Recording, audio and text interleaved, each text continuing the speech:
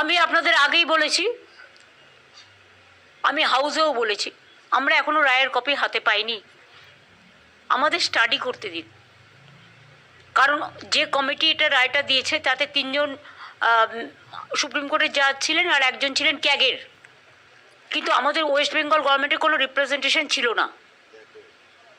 সেই জন্য আমরা এটা স্টাডি করে লয়ারদের সাথে কথা বলে আমরা অলরেডি একটা নেক্সট কোর্স অফ অ্যাকশানের জন্য একটা কমিটি তৈরি করেছি চিফ সেক্রেটারির নেতৃত্বে।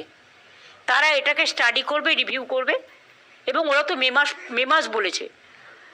তার আগে আমাদের তো 5 জনের কমিটি করে দেওয়া হয়েছে, এবং তারা কথা বলে তারা যেভাবে বলবে আমরা সেভাবে চলবো। শুনুন, অনেক রাজ্য আছে, কোনো রাজ্য পেনশন পায় না, একমাত্র বাংলা পায়। সরকারি কর্মচারীরা ক্যাশলেস বেনিফিট কোথাও নেই, একমাত্র পশ্চিমবাংলায় আছে। পশ্চিমবাংলা যে সুযোগ পায় কেউ পায় না। আমি যদি পেনশনটা না দিই আমার কত টাকা বেঁচে যায় বলুন তো? কিন্তু পেনশনটা না দিলে যারা পেনশনের উপর নির্ভরশীল তারা কি করবে? আজকে আমি এই যে আমাদের এই কাজটা যারা করেছেন, যে 75% পেনশন ভুক্ত যারা, তারা চিকিৎসায় 2 লাখের বেশি পেতেন না।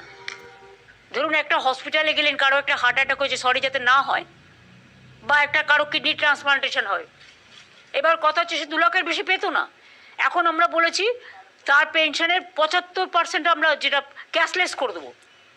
তার কারণ যাতে তিনি স্বাভাবিক জীবনযাত্রা কাউকে নির্ভরশীল না করেও তিনি যাতে সসম্মানে বাঁচতে পারেন তার বাকি জীবন।